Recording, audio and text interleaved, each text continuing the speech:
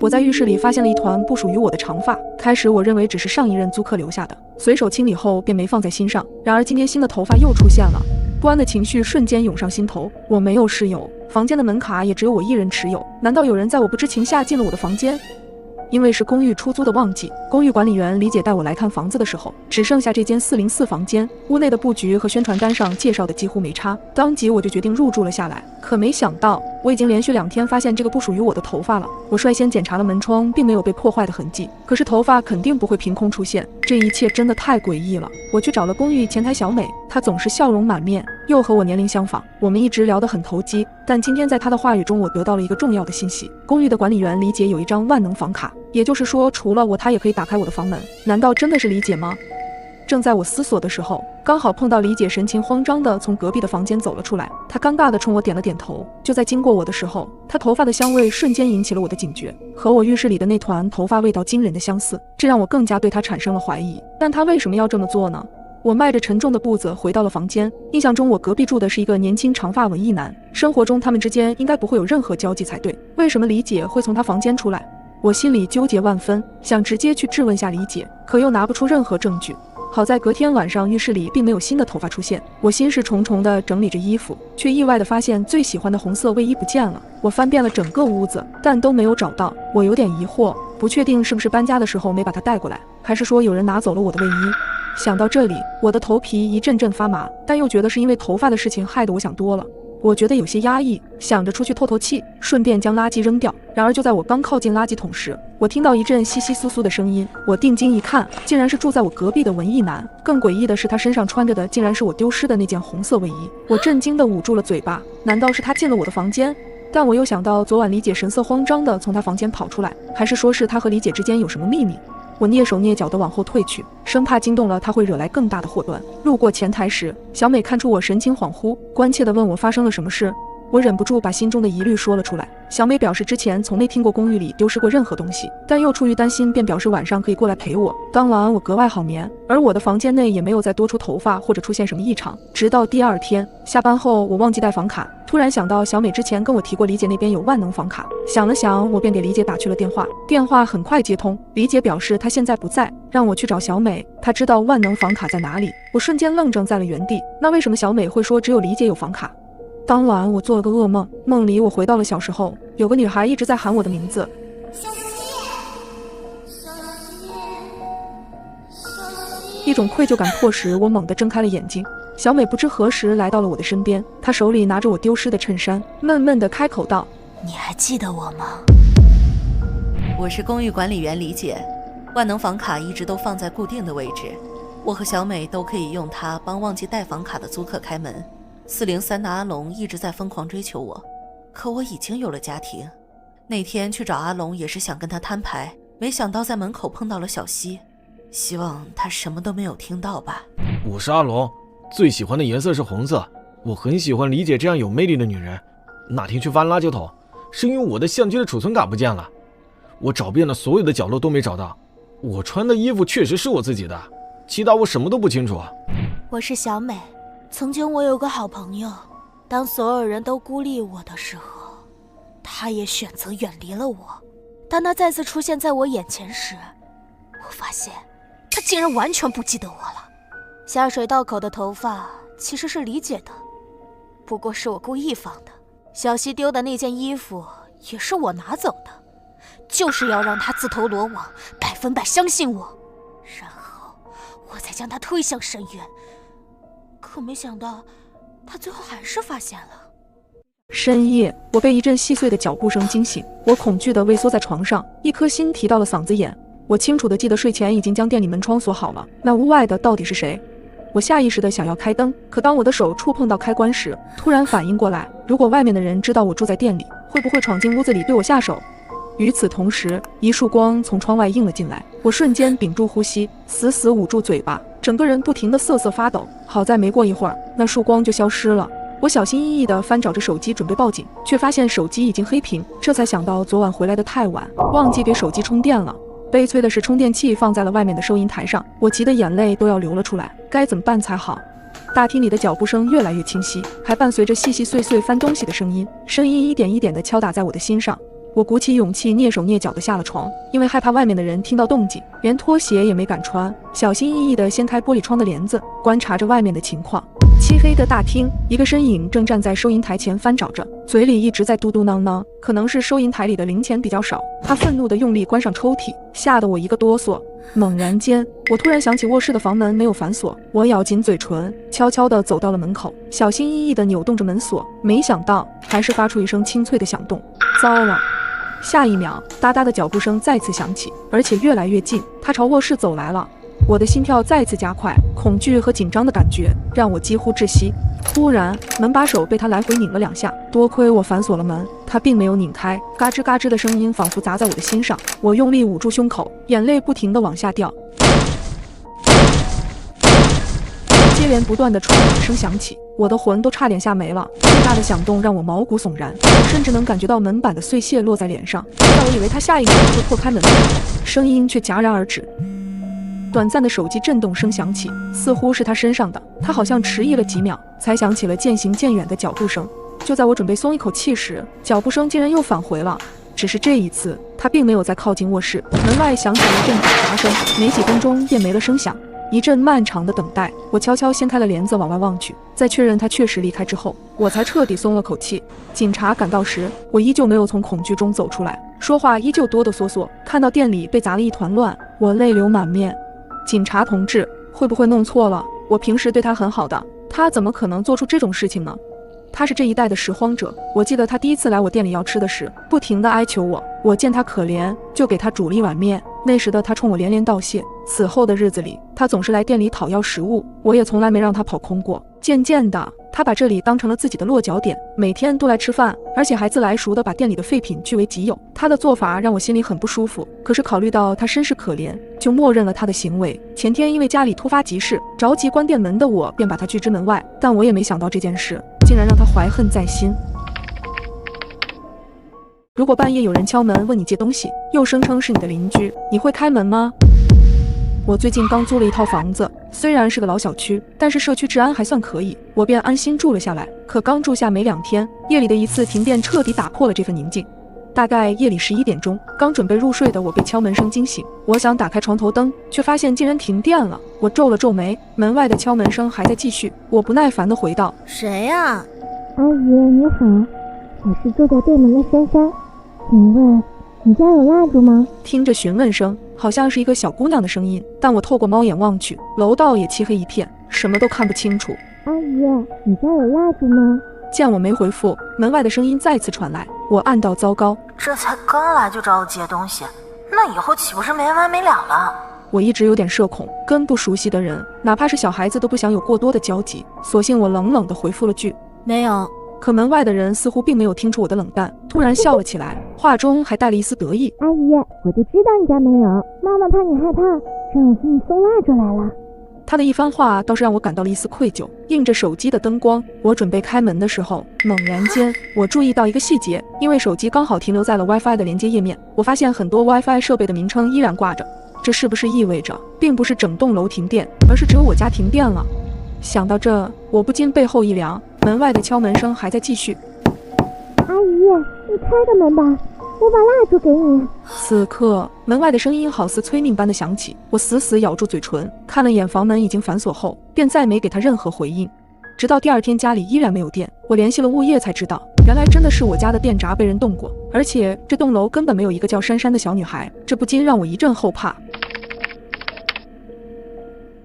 如果有人拿了你老公的电话，说他已经死了，随后又打来了视频电话，你会接吗？那晚我肚子隐隐作痛，到卫生间才发现自己到日子了，但家里没有多余的存货，我便让门外在打游戏的男友帮我去买卫生巾。他应了一声便直接出门了，可是等了很久他都没回来，看了眼时间已经是半夜了，我不免有些担心，便给他发了个消息过去。怎么还不回来啊？男友很快便回复，你在哪？看到消息的内容我有些困惑，因为这根本不像是男友的语气。你是？他手机在我这儿呢，你是住在马几小区吗？能说下具体位置吗？我这就给你送过来。看着消息内容，想到男友确实丢三落四，估计是把手机弄丢了。为了确定事情的真实性，我给男友备用机打了电话，可打过去发现一直没人接，但我还是担心对方是坏人，便警惕地给他回复了消息。他现在我联系不上，稍微晚点我再与您联系。不用了。面对这3个字，我有些疑惑，难道对方生气了吗？他再也用不上手机了？什么鬼？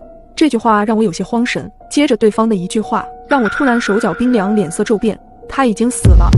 我还来不及深想，对方直接就给我发来了视频电话。我彻底慌了神，手指开始不停颤抖，却始终不敢按接听键。对方的一系列举动都透露着反常。视频电话再次打来时，我直接挂断。对方见我不接视频，就拼命地给我打电话。此刻我忐忑不安的心跳得越来越快，不敢再往下想了，只能不停地联系男友的另一部手机，祈祷着他能平安。就在我绝望的快要流下眼泪时，另一部手机突然给我发来了消息：我到了。我脑子突然嗡的一下，是谁到了？是男友到了家门口，还是电话那头的人找到了我？我缓了一会儿，出于担心，我还是决定去门口看一眼。我小心翼翼地踢掉了鞋子，光着脚挪到了门口，随后朝着猫眼望去，可昏暗的走廊外面却一个人都没有。突然，半张脸从旁侧伸了过来，目光直勾勾地盯着我，我的冷汗唰地冒了出来，倒吸了一口凉气，直接跌倒在地上。我捂住嘴巴，不敢发出一点声音，不停地往屋子里挪。怎么不开门？我到家门口了。此刻我的手冰凉冰凉的，基本确定门口的人就是给我发消息的人。想到这里，我更加恐惧，紧紧咬住嘴唇。没过一会儿，门外就传来了急促的敲门声，我的心又一次提到了嗓子眼儿。婷婷，开门，是我。竟然是男友的声音。我挣扎着从地上坐起来，冲向门口，可当我碰到门把手时，我又犹豫了。这不会又是坏人的诡计吧？我猛地把手抽出来，壮着胆子看向猫眼儿。当我看清男友的脸后，激动得差点跳起来。我赶紧打开门，警惕地四下瞧瞧，然后快速将他拉进屋子，果断反锁了门。你怎么了？男友一脸不解。我用力搂住男友的脖子，带着哭腔讲述了刚才发生的惊险一幕。他这才意识到自己的手机丢了。怪不得一直有人在给我的手机打电话呢，接了电话又不说话，我觉得很奇怪，后来干脆把手机给静音了。刚才还有一个人一直在鬼鬼祟祟的在门口徘徊，看到我从电梯里面出来，就神色慌张的离开了。经过我俩的分析，男友因为怕麻烦，所以他的手机密码一直设置的4个0，这才让那个坏人直接破解了。至于手机是被偷的还是丢了，就不得而知了。随后我们商量着说，如果这个人再打电话或者发消息来就报警。可是等了许久，那边与我们再也没有了联系。想着多一事不如少一事，我们干脆在隔天补了一张卡。丢的手机也是老款的，正好换一台新的，也没必要再去找了。本以为事情已经结束了，可几天后，小区业主群里的一条通知再次让我们紧张了起来。大致的意思就是提醒女性业主夜间出行注意人身安全，因为最近有不少女性业主反映自己被陌生男人尾随的情况，有的家里门把锁被拧，还有的是被人狂按密码锁。随后小区群里又描述了那个人的体貌特征。读完这些内容后，我的手心儿全是汗。男友若有所思地告诉我，那晚看到的应该就是他。难道从那晚开始，他就一直徘徊在小区里，对女性伺机下手？这样想着，我的鸡皮疙瘩又冒了出来。从那之后，我们就匆忙搬了家，后来的事情就不太清楚了。所以大家也一定要留个心眼，我们的手机密码不要设得太简单，不要给坏人有任何可乘之机。我居然被绑架了！手脚传来的疼痛感让我突然清醒了过来。我发现自己正身处于一个陌生的房间，又臭又脏，斑驳泛黄的墙面上有许多暗红色的血迹。我吞了吞口水，下意识的想要站起来逃跑，却发现我的手脚都被绳子死死的捆住，而这一切都是因为那一片卫生巾。哎呦喂，快看看这个小瞎子，大姨妈来了！要不要我帮帮你？其中一个男人不怀好意，满脸狞笑的去扯盲女的裙子，盲女无助极了，不停的闪躲，因为身体的缺陷，好几次差点跌倒，嘴上不停的哀求着：“别碰我，别碰我！”这一幕让我怒火中烧，冲过去打掉了男人，拉着盲女的手，站在了盲女身前。你们干什么？光天化日欺负一个小姑娘，还要不要脸？听到我的声音，盲女摸索着握住了我的胳膊，手心中全是冷汗。看着她惊慌失措的样子，我心生怜悯，恶狠狠地盯着那2个恶心的男人。你们再不走，我就报警了！我举起了手中的手机，2人不服气的冷哼一声，随即便转头离开了。姐姐，你能带我去卫生间换个卫生巾吗？我没带。盲女似乎意识到了自己已经安全，带着哭腔说道：“别怕，我带你去。”我扶着盲女向卫生间走去，盲女紧紧拽着我的手，生怕我会反悔一般。姐姐，你真是个好人。走进卫生间，我赶忙把包里的备用卫生巾递给了她。还愣着做什么？赶紧去换了！可是下一秒，盲女突然摘掉了眼镜，一脸诡异地瞪着眼睛看着我，眼里充满了戏谑和鄙夷。我心里咯噔一下，下意识地想转身逃跑，可刚走到门口，一条麻袋从天而降，紧接着我便失去了意识。我咽了口口水，惊慌地看向了四周，却发现周围还聚着好几个人，他们全都被绑着，表情漠然又带着些许绝望。就在这时，一个男人朝我走了过来，我拼命地冲他喊道：你知不知道囚禁是犯法的？赶紧把我放了！男人怪异地看了我一眼，抬手就是一耳光。抓回来的这些人属你最聒噪，一会儿就割了你的舌头。他的话音刚落，周围传来了一阵细微的惊呼，还有低气声。我被打得头晕目眩，心里怕得要死，不敢再和他硬碰硬，只能放低姿态祈求说：放过我吧，求求你了！闭嘴！男人再次扬起了胳膊，我认怂地闭紧了嘴巴。男人见我瑟瑟发抖，狠狠地啐了一口，扬长而去。走了几步，他猛地停下来，对着房间里的人发狠：别耍花花肠子啊，要不然有你们好看！房间里的人满脸惊恐，身体下意识地往后挪，仿佛面对的不是人，而是魔鬼。男人离开后，我紧紧抱着自己哭泣着。唉，旁边传来了一声叹息：进来了这个地方，就别再想着出去了。我抬眼望去，一个满脸灰色的中年女人压低声音说：你们都是被拐来的吗？大家不约而同地点了点头。我也是因为好心帮孕妇拎东西，结果被骗了。中年女人愤愤不平：有个大爷跌倒了，我好心扶了一把，结果被他子女碰瓷儿，非得要去医院。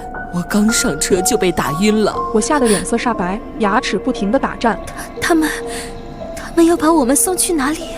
年轻一点的送去缅甸诈骗，上了年纪的打断手脚，割了舌头，做乞丐行骗。中年女人的话让我头皮一阵阵发麻，这个鬼地方太恐怖了，不行，我一定要离开。我们得逃出去，不能在这里坐以待毙。我颤抖着说完，便挣扎着站了起来，费力挪到了门边，用力地压下了门把手，可是门怎么也打不开。你想出去吗？一道戏谑的声音从身后传来，我吓得愣在了原地，余光瞟向了身侧，只见一个男人面目狰狞地看着我，咚的一声，我被他重重地摔在了墙角。既然你这么不听话，那下一个就是你了。我眼神恍惚，突然感觉头皮一麻，他拽着我的头发便往外走去，我满脸泪水不停地小声求饶。一阵砸门声传了过来，我感觉到头皮一松，随即倒在了地上。恍惚间，我看到了一群人出现在了我的面前。不许动！举起手来！善良是美好的品质，但不是坏人伤害你的帮凶。你可以善良，但要带着锋芒。如果你梦里的场景出现在了现实当中，那你就要小心了，因为很有可能他在预知危险。一天半夜，我刚加完班，拖着疲惫的身体回到了家，连衣服都没脱就倒在了床上。迷迷糊糊间，我意识到我可能在做梦。我站在了一个空旷的街道上，路边停着一辆灰色的轿车，车里的司机是一个戴着眼镜的中年男子。就在我茫然不知所措时，突然一个黑衣男人从对面向我走来，我看不清男人的长相，只觉得他很高大。男人走到我的对面，将一张纸条塞进我的手里，然后便转身离开了。虽然觉得莫名其妙，但在好奇心的促使下，我还是打开了纸条。可是无论我怎么努力，都看不清纸条上到底写了什么。我用力地瞪大眼睛，一点点靠近纸条。就在我即将看清内容时，身体猛地一抖，从梦中醒了过来。我一下子从床上坐起来，汗津津地打量着四周，是我熟悉的卧室。我已经回到了现实。就在我准备拿手机看看时间时，却感觉到右手好像捏着什么东西。借着手机的亮光，我意外地发现右手手心里竟然躺着一张皱巴巴已经被手汗浸湿的纸条。我吓了一跳，这不就是刚才梦里的那张纸条吗？怎么会出现在现实里？我赶紧打开这纸条，看到上面写了几个数字 W06，前面的是什么？好像是3。这张纸条只剩下一半，纸条左边的部分好像被人撕掉了。我望着手里的纸条，不知所措。我不明白这些数字的含义，更想不清楚为什么梦里的纸条会出现在现实当中。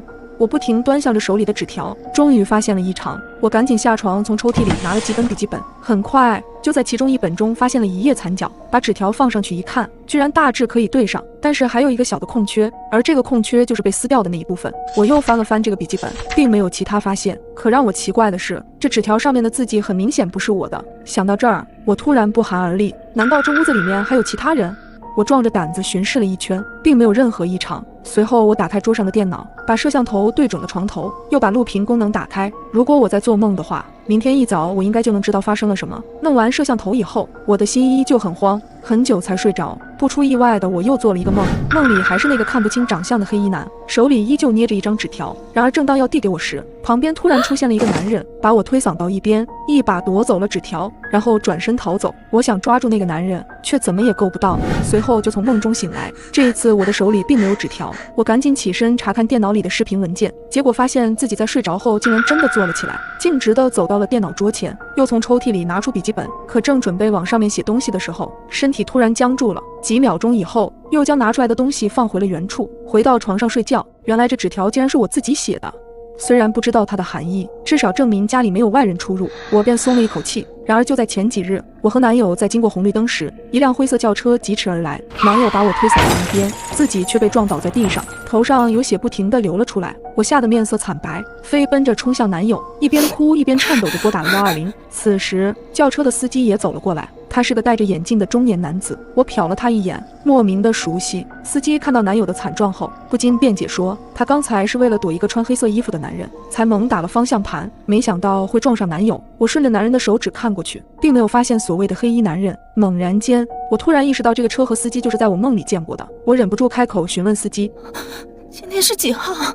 司机没想到我会问这个问题，他先是愣了一下，随后低头看了一眼手机，7月23日。他小声的回答。我听完一下子愣住了，整个人都变得僵硬，茫然的抬起头看了看车牌，上面的尾号正是 W06。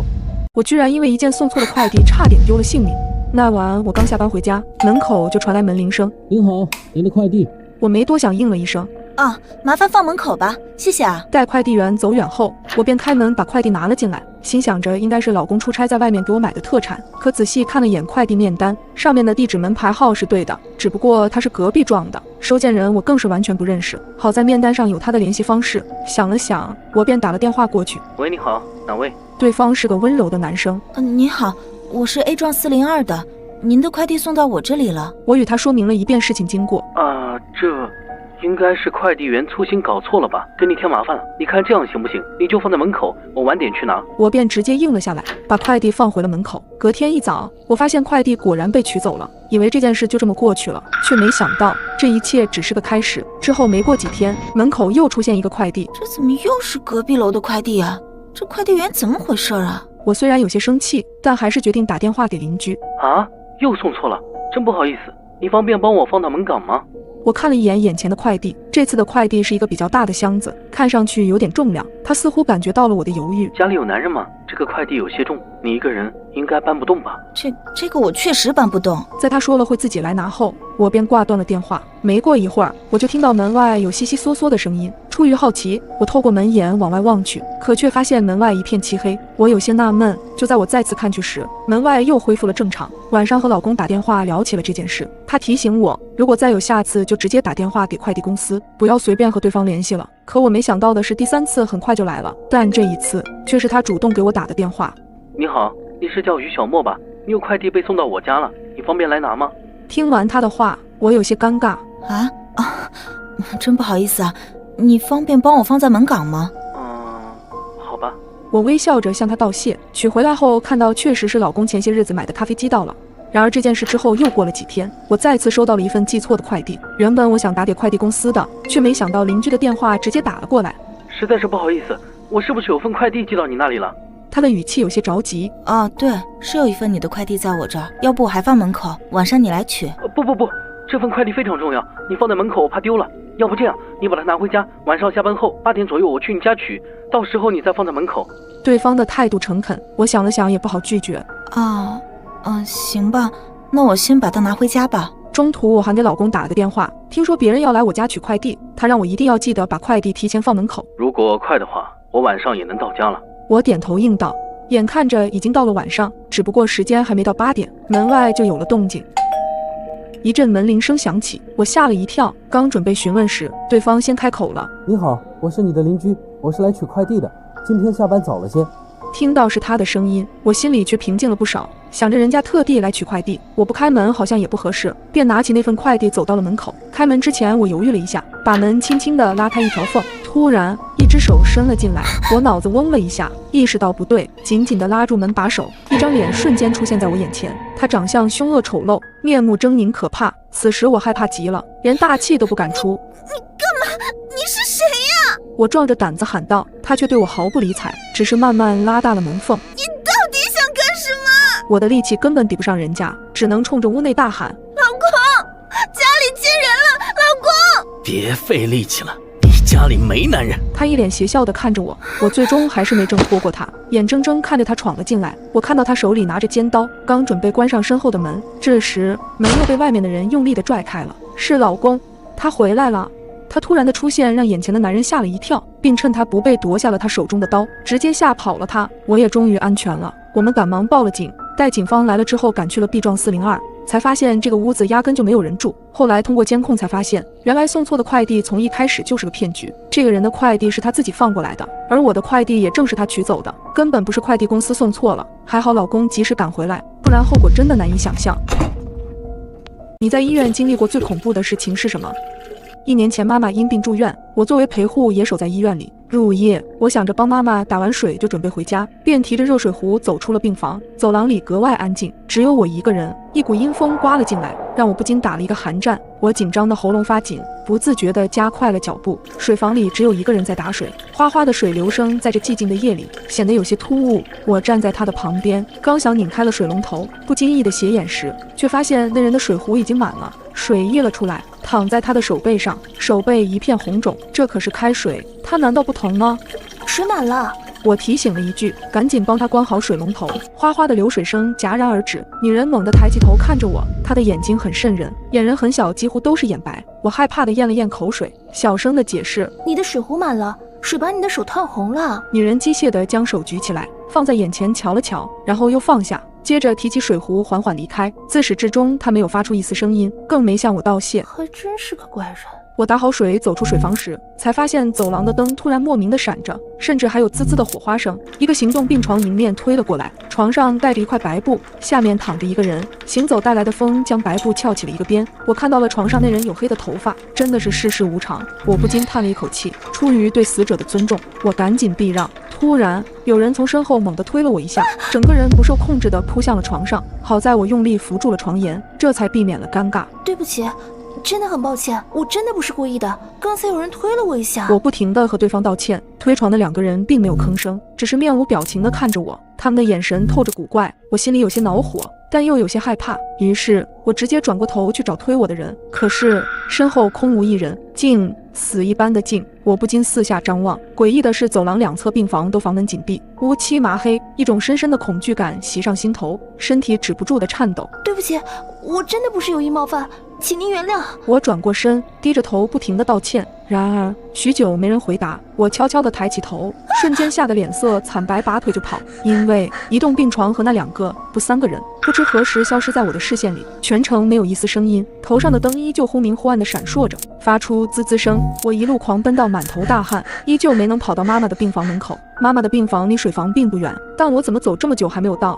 我害怕的赶紧拿出手机，颤抖着拨打了妈妈的号码，可电话那头迟迟没有接听。我捂住了胸口，眼泪不停地在眼眶打转，再次环顾四周，这里是9楼没错，也是我熟悉的病房号。我愣愣地站在了走廊，仿佛整个楼层只有我一个人，强迫着自己冷静下来。一切的不对劲都从我碰上那个女人开始的。既然前进没办法找到出口，那我就退回水房，看看那里是否能找到原因。于是我转身往水房的方向走去，结果我发现我连水房都找不到了。正在我手足无措的时候，我惊喜地发现前方有一个病房的灯竟然是亮着的，而这个病房的门也开了一条缝。一阵冷风吹了过来，夹杂着一丝呜咽的声音。我的身体反应比脑子更快，直接开门就走了进去。进去后我才发现病房内只有1张病床，上面躺着一个人。不好意思，无意打扰，我找不到病房了。我冲着床上的人解释，然而门却吱呀一声关上了。我吓得险些叫出声，转过身用力去推房门，却怎么也打不开。今晚也太邪门了，我不会死在这里吧？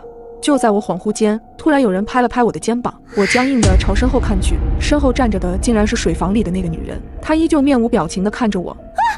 我不自觉地尖叫起来，赶忙退后一步。你不该来这里。一句话轻飘飘地传来，我的眼睛紧闭不敢睁开，只感觉一只手推了我一把。再睁开眼，我竟身在水房，水龙头哗哗地往水壶里注水，怎么回事？还没从害怕的情绪中走出，提着水壶走了出去。走廊上的灯安静地亮着，没有闪烁，也没有滋滋声。不远处的护士站里，护士们井然有序地忙碌着，一切都恢复了正常。难道刚才发生的事情是我臆想出来的？就在这时，我发现不远处2个人推着一个病床走过来，床上躺着一个人，从头到脚盖着白布，一阵阴风刮过，白布被掀了起来。这一次我不仅看到了对方的黑发，还看清了他的脸，她就是水房里的那个女人。我的汗毛全部炸了开来，快步往前走去。好在这次没出什么意外，我顺利走回了妈妈的病房。你这孩子怎么这么久才回来？给你打电话也没信号。妈妈看了看手机，我去了多久？都快1个小时了。你不会是遇到什么事儿了吧？我不想让妈妈担心，没有说出刚才的经历，只是说遇到一个熟人多聊了几句。赶紧回去吧，明天还得上班。我放下了水瓶，和妈妈道了晚安，就走出了病房。之后的我再也没遇到过这种事，但是至今想起依旧心有余悸。最近我总觉得家里多了一个人，起初我觉得是我的职业病在作祟，直到某天凌晨，无意间垂眸一瞥，一双漆黑狂热的眼珠藏在床底，正死死地盯着我。深夜12点，我卸完妆，略显疲惫地走出卫生间，冷风从没关紧的窗缝里吹过，带来些许寒意。我抱紧手臂，心里有些疑惑。回家后我明明关紧了门窗，现在又怎么会打开？难道是进贼了？这个念头浮现的瞬间，忽然外头客厅传来轻微的摩擦声，我浑身一抖，冷汗瞬间冒出，脸庞也变得毫无血色。这些诡异的动静又开始了。半个月前，我搬进了这座单身公寓，原以为能过上梦想的生活，谁成想我的周围怪事不断，莫名其妙坏掉的吊灯，凌晨睡梦中听见的轻微脚步声，落在身上冰冷又黏腻的隐约视线。我怀疑家里多了一个人，这惊悚的念头让我的神经绷得很紧，导致工作时的状态也特别差。此刻头顶灯光闪烁，在昏暗幽静的公寓内，这道忽明忽暗的光线显得十分诡异。因为拍摄录制实在忙碌，我一直没有空叫人来修吊灯，如今后悔也来不及了。心中的不安感越发严重，我匆忙扭过头，不敢再看身后景象，一路慌张地逃进了卧室。卧室门被用力关上，我捂住胸口，灯都没来得及开，大口大口地喘着粗气，努力平复狂跳的心脏。床头柜上正在充电的手机亮着令我心安的屏幕光，我忍住恐惧，竖起耳朵听外面的动静，心惊胆战了好一会儿，门外的摩擦声好像忽然消失了。我坐在地上，终于缓缓吐出一口气，幸好我没有按照以往的习惯将手机放在客厅充电。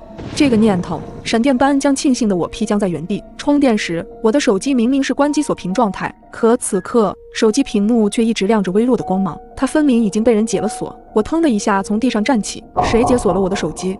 这一刻，家里肯定进人了，这种恐惧感疯狂席卷了我。我哆哆嗦嗦拿起手机给经纪人老韩发了信息。就在此时，寂静的空气中忽然传来一道微弱的喘息，是属于男人的喘息声。我的动作猛地滞在原地，黑暗中我对上了2只漆黑阴沉的眼珠，那双眼睛布满血丝，此刻正瞪成一个夸张的弧度，死死地盯着我。他竟然就藏在我的床底下。我眼睁睁地看着男人冲我森然一笑，然后慢慢地将硕大的身躯从床底挤出。安静的卧室里充斥着男人费力的喘息声，在我惊恐万分的瞳孔中，男人狂热无比地朝我扑来。小贝，小贝，我爱你，小贝，和我在一起吧！我惊恐的尖叫，用力攥住了门旁边的衣架，用尽全力砸向男人的额头。他瞬间跪倒在地，发出一声杀猪般的痛喊。男人朝我怒吼：陆小贝，你这个贱人！我的眼泪不知何时已布满脸庞，疯了般打开卧室门，拼命往外逃。之前我就听过私生饭的传闻，没想到这么疯狂恐怖。幽暗狭窄的走廊此刻格外的长，头顶的吊灯不断忽闪。寂静的公寓里，只有我急促的呼吸和男人气急败坏的叫骂。这座公寓地处偏僻城郊，平时鲜少有人来，求救根本没有用。不要脸的贱人，你给我站住！给我站住！身后男人激动扭曲的声音越来越近，我咬紧牙关，死死盯着近在咫尺的大门，屏住呼吸，奋力向前一跃，企图握住公寓门把手。我握住了，眼里猛然绽放出巨大惊喜。只是还没来得及将大门彻底拉开，下一秒，我的头皮一阵剧痛，男人毫不留情地抓住了我的头发。我忍不住惨叫一声，身体被强制拖回公寓，眼睁睁地看着打开一丝缝隙的大门离我越来越远。救命！救救我！我泪流满面，不肯放弃的大声呼救。男人格外恼怒，一脸狰狞恐怖。贱人，还敢叫！他喘着粗气，两手就是响亮的一巴掌，火辣辣的触感从脸上蔓延开，剧烈的痛苦让我瞬间失声。这就对了。男人咧开嘴笑了起来。小贝真乖呀！我剧烈颤抖着，男人神经质地抚摸着我的脸颊。和我在一起吧，小贝。他声音阴冷而黏腻。你放心，谁也没办法拆散我们。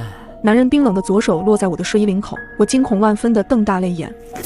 随着衣物裂开的声响，男人的脸剧烈耸动，目光兴奋且痴迷，下一秒就要把头凑过来。这一刻，我终于崩溃的痛哭出声：谁来救救我！